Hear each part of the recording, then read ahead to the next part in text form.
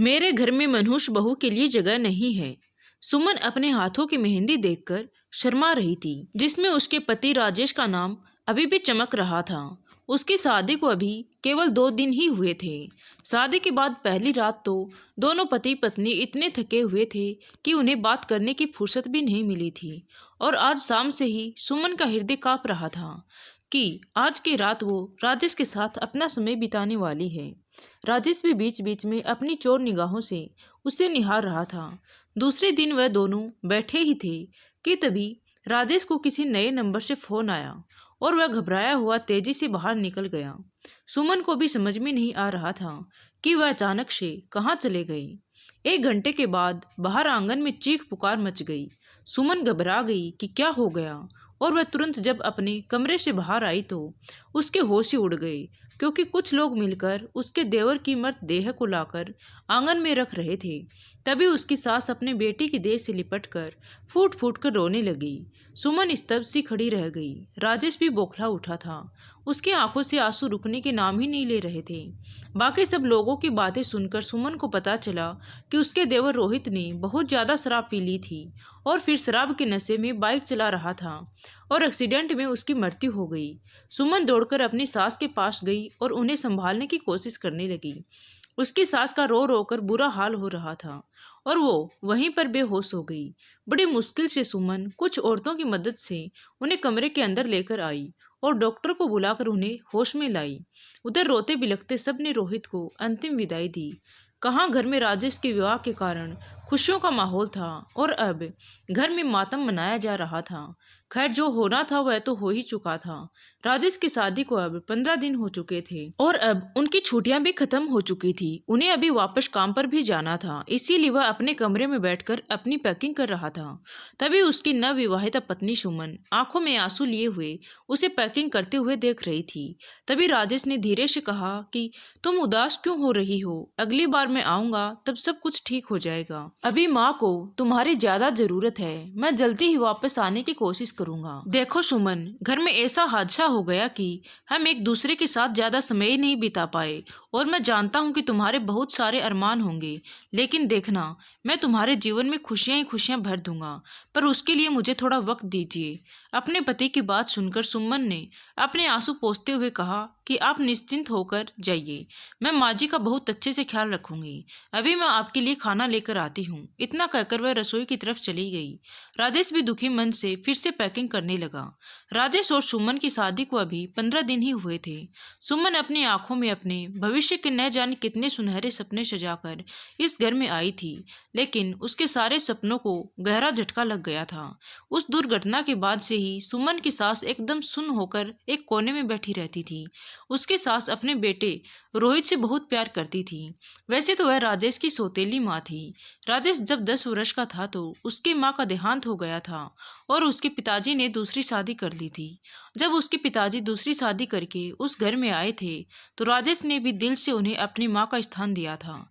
राजेश की दूसरी माँ भी राजेश के साथ अच्छा ही व्यवहार करती थी, लेकिन जब उनके अपने बेटे रोहित का जन्म हुआ तो तब से ही वह अपने बेटे रोहित पर ज्यादा प्यार दुलार लुटाने लगी थी। लेकिन तब तक राजेश भी बड़ा हो गया था तो वह कॉलेज जाने लगा था, तो उसे यह सब दिखाई नहीं देता था। जब राजेश जॉब करने लगा तो उसके पिताजी का भी देहांत हो गया। अब राजेश पर ही घर की पूरी जिम्मेदारी आ गई थी। राजेश तो घर संभालने में लग गया और उधर रोहित ऐसो आराम से रहने लगा। उसकी माँ अपने बेटे के मोह में इतनी अंधी हो गई थी कि रोहित की हर फरमाइश पूरी कर देती थी। वो जितने रुपए मांगता था उन्हें उतने ही रुपए दे देती थी और उसी का ये परिणाम था कि आज रोहित की यह दुर्गति हुई थी।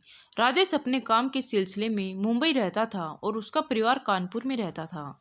अब उसकी छुट्टियां खत्म हो गई थी तो वह वापस मुंबई जाने की तैयारी कर रहा था।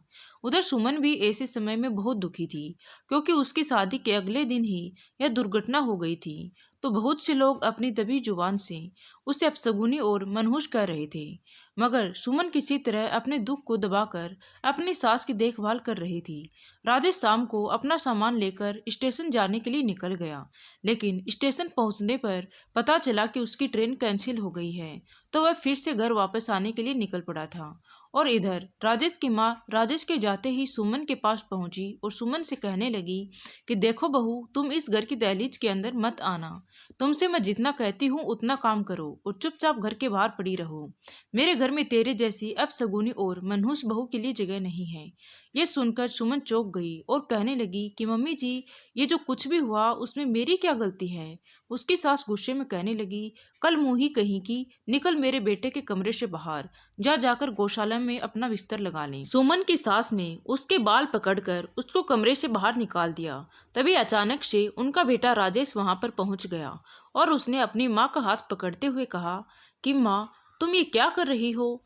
तभी अपने बेटे को वहां पर अचानक से देखकर वो चौंक गई और कहने लगी, अरे राजेश, तू वापस घर क्यों चला आया। राजेश ने सुमन को उठाकर उसकी साड़ी का आंचल ठीक करते हुए उसे एक कुर्सी पर बिठा दिया और फिर किचन से पानी लाकर उसको पानी पिलाया। राजेश की माँ निशब्द सी खड़ी रही। जब सुमन की दशा थोड़ी स्थिर हुई तो राजेश ने अपनी माँ की ओर घूरते हुए कहा कि माँ, तुम ये क्या कर रही थी। अब तो राजेश की माँ चुप नहीं रह पाई। वह गुस्से में भड़कते हुए कहने लगी, तो मैं और क्या करती। यह मनुष्य है, अब सगुनी है, इसे मैं अपने घर के अंदर नहीं रखना चाहती हूँ, इसीलिए बाहर गौशाला में भेज रही थी। तभी राजेश भी गुस्से में बोला, माँ, तुम ये क्या कह रही हो। तुम सुमन को मनुष्य कैसे बोल सकती हो। तभी उसकी माँ चीखते हुए बोली कि इसके आने के बाद मेरा बेटा इस दुनिया में नहीं रहा, ये मेरे छोटे बेटे को खा गई। इतना कहकर वह फूट फूट कर रोने लगी। राजेश अपनी माँ को समझाने की कोशिश करते हुए कहने लगा, देखो माँ, ऐसी कोई बात नहीं है। किसी के आने या नहीं आने से छोटे की जिंदगी पर कोई असर नहीं पड़ा। छोटे के साथ जो कुछ भी हुआ वह उसकी खुद की अपनी गलती थी। उसने अत्यधिक मात्रा में शराब का सेवन किया था, इसीलिए उसका एक्सीडेंट हुआ था। आखिर इसमें सुमन की क्या गलती थी जो तुम इसके साथ इतना रूखा व्यवहार कर रही हो। चाहे कुछ भी हो, मैं ऐसी मनहूस बहू को घर के अंदर नहीं आने दूंगी। अच्छा तो ठीक है माँ, इससे अच्छा तो मैं सुमन को अपने साथ ही लेकर चला जाऊंगा, फिर आपको भी कोई दिक्कत नहीं होगी।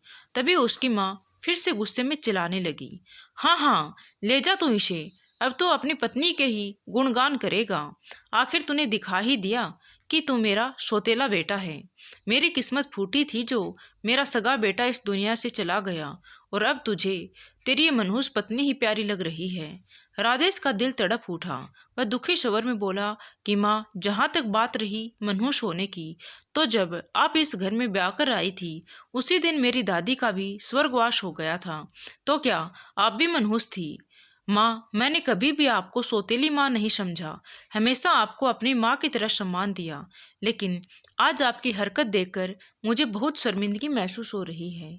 तभी उसकी माँ गुस्से में कांप उठी और उससे कहने लगी कि मैं कुछ नहीं जानती, तू सौतेला निकला है और सौतेलापन दिखा भी रहा है, इसीलिए तू अपनी पत्नी को लेकर यहाँ से चला जा और तुझे दोबारा पलटकर यहाँ आने की जरूरत भी नहीं है, क्योंकि तेरे पिता ने गुजरने से पहले ये घर मेरे नाम कर दिया था। तो अब मैं तुम दोनों को अपने घर में घुसने भी नहीं दूंगी।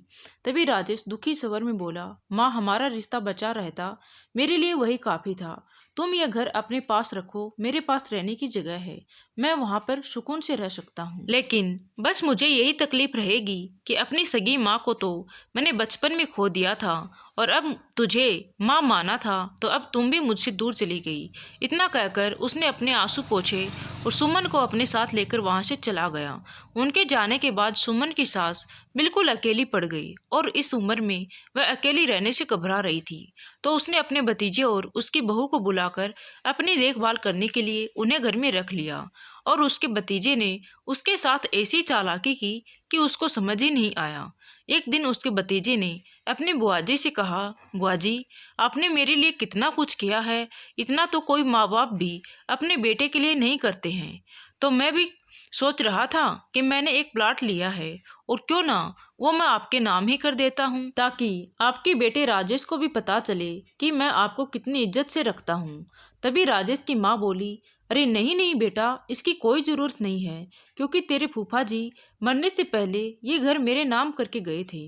तूने मेरे लिए इतना सोचा, मेरे लिए तो यही बहुत है।